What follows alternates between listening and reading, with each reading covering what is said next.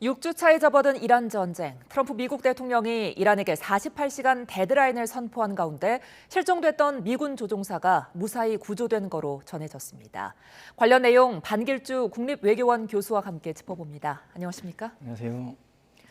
자, 실종됐던 미 조종사의 신병, 이번 전쟁에 어떤 변수가 되지 않겠느냐 이런 관측들이 많았는데 미국이 지금 무사히 구조됐다는 소식이 들어왔습니다.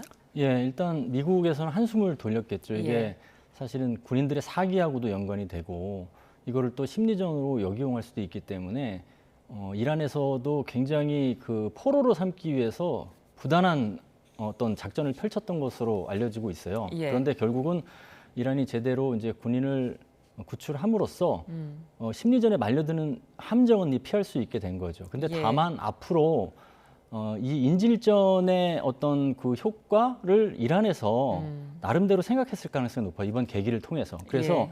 제2의 인질전을 구상하고 있을 가능성, 거기에도 대비할 필요가 있고 그 얘기는 뭐냐면 내륙에서 작전을 할 때 인질이 되지, 그게 이제 블랙호크든 뭐든 간에 인질이 예. 되지 않게 하기 위해서 그 미군 전력을 잘 보호해야 되는 보호 작전에도 굉장히 치중을 할 것으로 보여지고요. 예. 이번 심리전에서 어쨌거나 함정에 말려들지 않았기 때문에 트럼프 행정부에서는 지금 미국 내에서의 반전 시위를 좀 완화시키기 위해서 대국민 홍보 예. 잘 구출했다 이런 거에도 굉장히 진력할 것으로 보여집니다. 그렇다면 트럼프 대통령에게는 좀 호재로 작용할까요? 그렇죠. 이게 뭐 전쟁을 이제 판세를 바꾸거나 협상의 동력을 완전히 바꾸는 수준은 아니지만 예. 그래도 참전했던 군인을 이제 살려내는 것, 구출한 것, 그거 자체는 미군의 사기 측면에서 도움이 되니까 예. 어쨌거나 지금 2, 3주간 고강도 작전을 예고한 상태에서 긍정적인 요인으로 작용하는 측면이 있다고 봐야겠죠. 처음에 이제 전투기가 격추되면서 이 부분이 협상에는 큰 영향이 없을 거다 이렇게 트럼프 대통령이 밝혔는데 그래도 굉장히 좀 신경을 쓰고 있었던 것 같아요. 지금 이번에 구조 작전을 트럼프 대통령 그리고 고위 참모진이 백악관 상황실에서 다 같이 지켜봤다고 하더라고요. 그렇죠. 이 상황이 그렇게 다 같이 지켜볼 정도인 만큼 그 상황은 이란에 대한 공습을 시작할 당시에 비슷하게 그런 수준으로 지금 주목을 갖고 본 거잖아요. 예. 단 한 명의 목숨이 아니라 이란 전체의 사기를 높여주고 미국 전체의 사기를 떨어뜨릴 만한 큰 파괴력이 있다는 생각을 한 것이죠. 그리고 예. 가뜩이나 지금 전선이 교착 상태인 상태에서 심리전까지 말려들면 너무 전선이 복잡해지기 때문에 그런 것을 좀 차단하고 싶은 그 기대치가 있었겠죠. 그래서 그 함정으로 빠져들지 않는 노력, 그게 이제 성과를 발휘했다 이런 평가를 할 것으로 보여집니다. 네, 대략적인 위치는 이란군도 파악을 했던 것 같은데 결국에는 미군이 지금 구조를 했습니다. 그렇죠. 이제 이게 뭐 영화처럼 그 상황을 지켜볼 수 있다면 쉽게 파악이 좀 쉽겠지만 굉장히 현장에서는 치열했을 거예요. 예. 정보전, 그다음 현장에서의 전술적인 뭐 그 경쟁, 지략 게임 이런 게 엄청나게 있었을 겁니다. 그럼에도 불구하고 이란이 뭐 정보전이든 아니면 감시, 정찰, 자산을 활용했던 아니면 현장의 그 탐색 구조 전력이 적시적으로 행동했던 이런 것들이 다 총합적으로 해서 미군의 우위를 또 보여준 거기 때문에 예. 이란 입장에서는 미군의 뭐라고 해야 되나 군사적인 장악력을 다시 한번 확인하는 계기도 됐을 거라고 봅니다. 예, 그런가 하면 우리 시간으로 오늘 새벽 트럼프 대통령이 이란의 지옥문이 열릴 때까지 48시간이 남았다며 최후 통첩을 했습니다. 교수님 어떻게 들으셨어요? 그러니까 미국과 이란이 눈에는 눈, 이에는 이식의 맞대결이 있잖아요. 그러니까 예. 미국은 어쨌거나 이란을 고강도로 압박해서 협상장에 이제 데려오고 싶은 거죠. 그러니까 최후 통첩이 버전 1, 버전 2, 버전 3이 계속 있는 것이고 이란은 거기에 맞서기 위해서 벼랑 끝 전술 버전 1, 버전 2, 버전 3가 계속 있는 거예요. 그러니까 이게 협상 측면에서 그 협상의 문이 점점 닫히고 있는 것은 사실 부인할 수 없는 상황이에요. 그럼에도 예. 불구하고 2, 3주의 기간 내에 출구로 나가겠다라는 트럼프 행정부의 전략에도 상당한 차질이 불가피한 상황이거든요. 그러니까 퇴로가 이렇게 전선을 확대하거나 아니면 발전소 원전까지 공격하는 수위로 갈수록 퇴로는 점점 닫히거든요. 그래서 스스로 나가겠다는 것도 어려질 수 있는 측면에서 딜레마의 고민도 있다고 봅니다. 예. 자, 뭐 아니나 다를까 이란이 바로 거부 의사를 냈거든요. 이렇게 되면은 합의는 좀 물 건너갔다고 봐야 될까요? 사실 기대 수준을 좀 낮추는 게 필요할 것 같아요. 지금 합의 성사를 논하는 게 아니고 예. 상호 간, 양자 간 고위층까지는 아니더라도 실무급 협상이라도 하겠다라는 동의 수준에서의 성사만 있으면 지금까지 이제 무제한전 비슷하게 민간 상업시설 원전까지 파괴하는 타격전을 일단 멈추고 그 수위를 낮추면서 일단은 협상을 할 수 있는 협상 예. 뭐 대화 정도 할 수 있는 수준으로 가잖아요. 그러니까 예. 협상 성사라는 목표는 지금 수준에서는 좀 부합하지 않고 양측이 실무급 협상이라도 하는데 동의하는 수준 이래도 끌어낸다면 지금까지 그 끝없이 이렇게 치열해지는 이런 전선의 그 강도를 좀 완화시키는 측면에서는 좀 도움이 될 것 같습니다.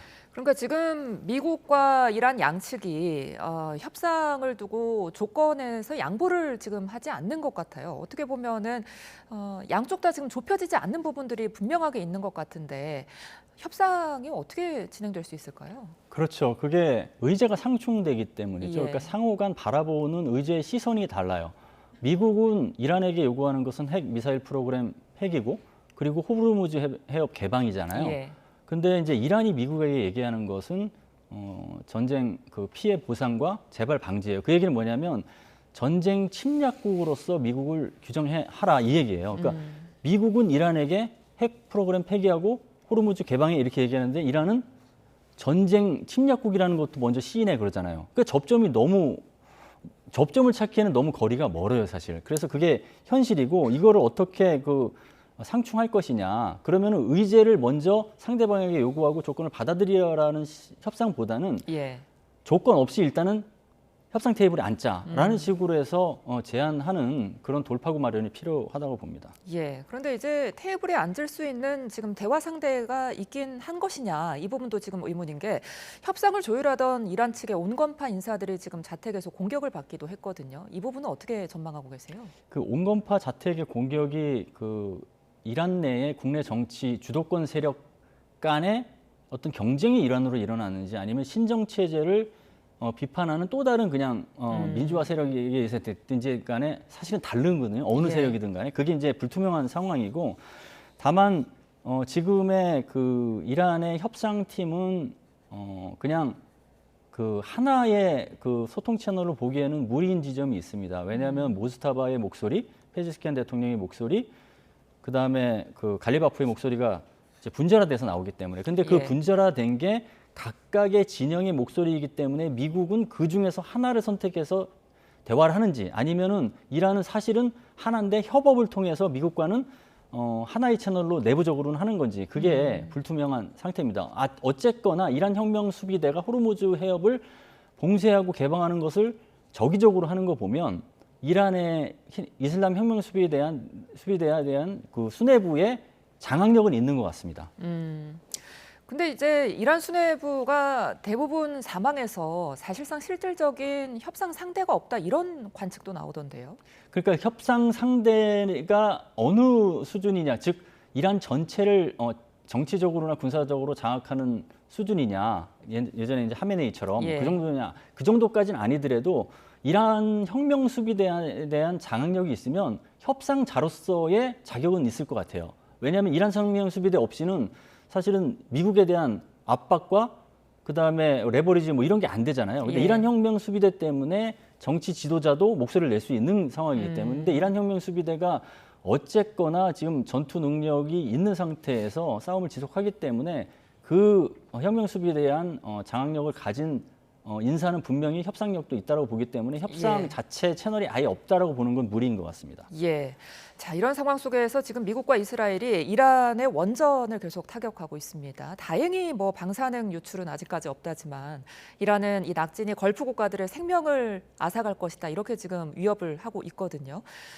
이 타격이 계속된다면 주변 중동 국가들도 불안해지는 건 사실이잖아요. 그렇죠. 걸프국이 당장 뭐 방사능 낙진에 직접적인 피해를 받겠죠. 이란뿐만 아니라 예. 바로 이제 인접해 있기 때문에. 그래서 사실 걸프국이 이란에 대한 타격을 이제 미국과 이스라엘이 높여가는 것을 일각에서는 뭐 그 좋아할 수도 있지만 이런 우려도 할 거예요. 그러니까 단기적인 이익을 위해서 장기적으로 낙진 피해 같은 장기적인 손해를 감수를 해야 되느냐 이런 고민이 있을 겁니다. 그리고 그렇다고 뭐 이란이 미국이 이야기하는 것처럼 군사 인프라가 완전히 와해돼서 더 이상 이란이 뭐 원전 공격을 받지만 이란이 맞대응을 해서 걸프국의 상업시설, 에너지 시설을 파괴할 수 있는 능력이 이제 없기 때문에 그 정도 손해가 뭐 크지 않다라는 판단을 할 수도 없는 상황이잖아요. 왜냐하면 이란이 지금 방공망하고 뭐 드론 미사일 50%는 지금 재고량 관리 전략을 통해서 계속 싸울 수 있는 역량을 보유하고 있잖아요. 예. 그렇게 따지면 그런 두 가지 변수로 인해서 무조건적인 이 파괴전은 걸프국 입장에서도 불리하다는 판단을 할 것 같습니다. 네, 전쟁이 지금 6주 차에 접어들었는데 이제는 이란의 핵시설이 아니라 어떻게 보면은 호르무즈 해협이 쟁점이 됐다 이런 지금 분석들이 나오고 있는데요. 이란에서는 이제 홍해까지 봉쇄할 수 있다 이런 위협을 하고 있잖아요. 이렇게 되면은 파장이 굉장히 커지는 거죠. 그렇죠. 이란 입장에서는 처음에는 이제 미국과 이스라엘이 공습할 때 이것을 어쨌거나 재고량 관리를 잘해서 상대방에게 전략 시설을 타격시켜서 피해를 입힘으로써 소모전, 교착전으로 가는 게 이제 목표였을 거예요. 근데 그때 이제 등장한 것이 국제사회를 볼모로 해서 호르무즈 해협을 봉쇄하는 거였거든요. 근데 예. 이게 사실은 전술적 작전적 효과를 넘어서 국제사회 전반에 대한 전략 타격 효과가 있었던 거예요. 에너지 안보 문제, 그다음에 시장 불안전 문제가 있기 때문에 이것 효과를 봤기 때문에 이란이 조금이라도 수세에 몰리면 바브엘만데브 해협 봉쇄를 통해서 이 전선을 확장시키고자 하는 전략적 동기는 분명히 있다고 봅니다. 예. 그리고 후티 반군하고의 연대도 지금 과시하는 상황이기 때문에 그 카드를 쓴다면 쓸 수 없는 카드도 아니고요. 그런 측면에서 세계 에너지 시장, 특히나 뭐 홍해 같은 경우에는 원유 수송량의 해상 원유 수송량이 12%, 그다음에 컨테이너 물동량이 30% 지나가고 그러잖아요. 그러면은 점점 전 세계의 그 직면한 도전이 커지기 때문에 이거 이 휴전이든 종전이든 종전까지는 이게 뭐 단시간 내에 안 되더라도 휴전이라도 빨리 해서 제2전선으로 확장하는 것만큼은 막아야 되는 게 현실적인 어떤 그 도전 목표라고 봅니다. 그렇다면 홍해가 봉쇄가 될 이제 실현 가능성은 얼마나 보세요? 실현 가능성은 두 가지를 봐야 될 것 같은데 이란하고 대리 세력인 후티 반군과의 결속력이 얼마나 유지할 것인지. 지금 후티 반군은 충성을 맹세하다시피 했어요. 예. 그리고 결속력은 크게 문제가 없는 것 같아요. 두 번째는 후티 반군의 그 전력, 전투 능력을 봐야겠죠. 후티 반군은 기본적으로 35만 명으로 구성된 준정규전 전력이면서 게릴라전을 수행할 수 있고요. 예. 탄도미사일, 순항미사일 갖고 있고 그리고 그 오른쪽에 있는 걸프국에 있는 그 페르시아만을 이제 위협할 수 있는 기뢰 그런 기뢰 같은 것들을 또 홍해에 이제 깔 수 있는 기뢰 전력이 있어요. 예. 그리고 무인 수상정, 무인으로 이제 격침시킬 수 있는 무인 수상정도 있고 그렇기 때문에 사실은 능력적으로나 아니면 이란과 대리 세력과의 친밀감 연대를 고려한다면 카드를 쓴다고 하면 쓸 수 있는 카드 같고요. 특히나 기뢰 같은 경우는 몇 발만 바브엘만데브 해협에 설치해놔도 사실 통항을 못합니다. 그 한 발이라도 그게 이제 그 접촉이 되면 사실은 그 모든 선박이 반파가 되기 때문에 예. 격침되거든요. 그런 불안정 속에서 무리해서 통과할 수는 없거든요. 그러면 분명히 봉쇄 효과가 있기 때문에 그 상태까지 안 가도록 외교적 노력, 국제사회의 어떤 그 공조 이런 게 필요할 것 같습니다. 예. 자, 에너지 수급 문제 때문에 우리 정부가 홍해 운항을 제한적으로 허가하기로 했습니다. 이게 그런데 이제 선원들의 동의가 전제돼야 할 만큼 좀 굉장히 위험한 건데 이 결정이 가져올 실익과 리스크는 어떻게 분석하세요? 리스크가 이제 없지 않아 있죠. 왜냐하면 그 하늘에서는 드론 미사일이 다니고 그다음에 기뢰를 설치했는지 안 설치했는지 잘 모르는 상태에서 리스크가 있잖아요. 그렇기 때문에 여러 가지 다층적 노력을 통해서 이제 이거를 추진해 나가야 될 것 같아요. 외교적인 노력을 통해서 더 전황이 가중되지 않도록 하는 노력, 그다음에 국제사회의 연대를 통해서 어떤 그 지금의 그 봉쇄를 풀 수 있도록 하는 노력, 그다음에 우리나라와 이란 간의 양자 협상을 통해서 그 한국 선박에 대한 그 안전을 보장해 달라는 식의 이제 노력을 하고 뭐 이런 노력이 필요하고 플러스해서 지금 청해 부대가 현재 있잖아요. 청해 부대가 또 현지에서 레이더를 통한 호송이든 아니면 근접 호송이든 어떤 식으로든 안전장치를 제공해주는 그런 역할을 같이 하는 게 필요할 것으로 생각이 듭니다. 예, 지금 이제 이란은 호르무즈 해협에서 선별적인 개방을 하는 모습이에요. 어떻게 보면 옛날에 이란과 전쟁을 했던 이라크를 지금 통과를 시켜주면서 형제 국가라는 말까지 붙였거든요. 어떻게 해석해야 될까요? 그렇죠. 이란은 원래 이제 미국과 이스라엘이 공습을 했을 때 중동에 있는 다른 이슬람 국가하고의 연대를 통해서 이제 반격에 나설 수 있으면 좋았잖아요. 근데 예. 미국의 사실은 우방 국가인 걸프국이 미국에 이제 힘을 실어주면서 이 이란을 공습할 때 기지 제공도 안 하겠다고 하는 국가들이 기지 제공도 이제 하고 막 이런 식으로 바뀌잖아요. 그러면 끌어들일 이슬람 국가 중에서 끌어들일 국가가 필요했던 거죠. 그러니까 이라크가 이제 시아파 주류인 국가고 이란처럼 그러니까 끌어들여서 이슬람의 연대를 과시하는 그런 게 좀 있는 것이고 두 번째는 이 중동 전쟁에 이제 이라크가 약간 그래도 걸프국보다는 좀 전쟁의 피해가 좀 덜하잖아요. 물론 이제 원유 수출에서 제한을 받긴 하지만 예. 그런 국가들 중에 남은 국가들을 규합하려고 하는 정치적인 동기가 있고 마지막 세 번째는 아랍국을 좀 압박을 해서 미국을 뭐 아랍 국가들이 참전은 하지 않으면서 미국을 자꾸 독려해서 이란에 대한 타격을 감행하도록 뒤에서 부추기는 게 있잖아요. 그러니까 압박을 해서 이게 뭐 언어도 이 메시지를 전달할 적에도 페르시아어가 아니고 아랍어로 얘기했다고 했잖아요. 그러니까 예. 아랍국이 들어라 이런 의미를 담은 거라고 볼 수 있겠죠. 자, 이라크에 더해 프랑스와 일본 선박도 지금 통과를 했는데 우리나라 선박은 언제쯤 이제 통행이 가능할지가 가장 궁금한 지점입니다. 어떻게 보면은 정부가 좀 따로 협상에 나서야 하는 거 아니냐 이런 여론도 있거든요. 사실 그 정부에서 에너지 안보와 국민 보호를 챙기는 게 굉장히 중요하죠. 그래서 사실은 국제사회와의 공조, 여러 가지 뭐 합참의장 회의, 그다음에 외교부 장관 회의 이런 걸 통해서 규탄 성명도 하고 이런 것들을 이어오고 있는 게 있고, 그리고 이제 동맹 관리 차원에서 미국하고의 소통을 함으로써 그 상황을 좀 파악하고 그다음에 동맹 전후에서 안보 위기 손해를 보지 않도록 하는 노력도 하고 있으면서 동시에 이란하고도 이제 소통을 해 왔잖아요. 그 이란하고의 소통이 이제 가시적인 실적을 낼 수 있도록 좀 더 그 협상 뭐 협의와 대화를 좀 높여야 될 것으로 봅니다. 그렇다면 우리가 어떤 카드를 좀 꺼내야 될까요? 그러니까 이란은 지금 호르무즈 해협 봉쇄의 대상을 이제 명확하게 얘기를 했어요. 적성국은 안 된다. 그러니까 한국은 이란과 적성국으로 지금 관계를 유지했던 적이 없거든요. 한 번도.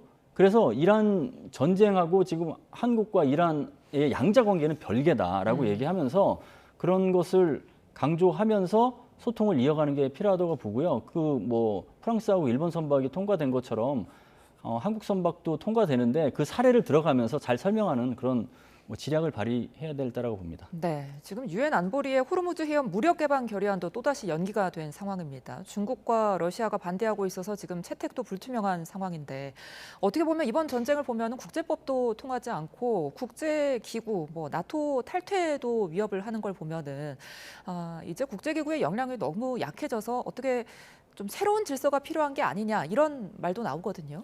그렇죠. 이란 전쟁 전에 이미 지금의 과도기 국제 질서라고 이제 규정하기도 하는데 규칙 기반 질서, 자유주의적 국제 질서 자체가 많이 잠식되는 상황이었죠. 그런데 이제 미국과 이스라엘이 이란 공습하면서 그게 더 심화된 측면이 있습니다, 사실. 그래서 안보리 결의안 사실은 채택이 어떤 사안이든 간에 되게 힘든 상황이었는데 이번 같은 경우는 더 복잡한 구조죠. 다만 이 이란 전쟁 후에 안보리 결의안 28175가 채택이 되긴 했어요. 그때 두 개 해협, 바베 엘만데브 해협하고 홍해 해협에 대해서 항해 제휴가 필요하다는 목소리를 냈는데 이번 결의안하고 차이점은 모든 수단을 동원한다고 돼 있거든요. 그럼 뭐냐면 군사력을 동원하는 거예요. 그러면은 이게 뭐 프랑스까지 이제 지금 거리를 두는 이유는 이게 자칫 이란 전쟁을 넘어서 국제사회 전체의 전쟁이 될 수 있잖아요. 그러니까 그거를 이제 두려워하는 지점이 있기 때문에 이게 유엔 안보리 결의안을 통과시켜서 집단 안보 차원에서 만약에 이게 대응하는 게 바람직한 것인지 아니면 의지의 연합이라고 해서 특정한 국가들 위주로 해서 개방하기 위해서 저강도 노력을 하면서 외교적 노력을 같이 하는 게 더 바람직한 방향인지는 살펴볼 지점이 있습니다. 네, 트럼프 미국 대통령이 되건 48시간 지금 빠르게 줄어들고 있습니다. 이 시간 동안에 어떤 일들이 벌어진다고 볼 수 있을까요? 한 3가지 정도의 선택지 혹은 시나리오가 있을 것 같아요. 첫 번째는 지금 퇴로의 딜레마가 지금 높아지고 있잖아요. 그것을 좀 해소하기 위한 노력. 그 얘기는 뭐냐면 상대방에게 요구하는 어떤 수위를 좀 낮춰가면서 일단 협상을 하자라고 해서 긴장 수위를 낮추는 방법이 하나 있고 두 번째는 그야말로 이제 석기 시대화 작전, 0단계 작전을 유예 기간까지 계속 가속화하면서 기간이 도래되면 진짜 석기 시대화 작전 1단계를 그냥 딱 시작하는 거죠. 그 방법이 있고 세 번째는 두 가지 다 결국은 테러로 나가는 데는 어렵다. 그러니까 두 가지 다 거리를 좀 두면서 스스로 평가해서 테러로 나가는 그거를 예. 선택하는 것. 그 세 가지 중에 어떤 것을 선택하게 될지가 지금 주목되는 부분입니다. 48시간 안에 어떤 협상이 없다면 이 이후에는 전쟁이 좀 더 격화한다고 봐야 될까요? 그렇죠. 왜냐하면 여기에서 트럼프 대통령은 유예 기간에 부합하는 군사 행동을 해야 되잖아요. 예. 안 하게 되면 결국은 이 주도권 싸움에서 밀리는 거예요. 그러면 이란은 그럼 거기서 그렇게 했을 때 가만히 있겠냐? 맞대응 카드를 제시하겠다고 일단 선포를 한 상태잖아요. 예. 에너지 시설을 공격할 거고 담수사 시설을 공격할 거고 그걸 안 할 리가 없거든요.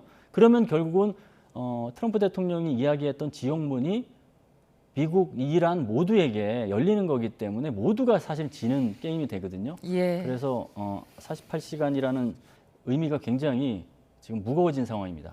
알겠습니다. 지금까지 반길주 국립외교원 교수와 함께했습니다. 오늘 말씀 고맙습니다. 감사합니다.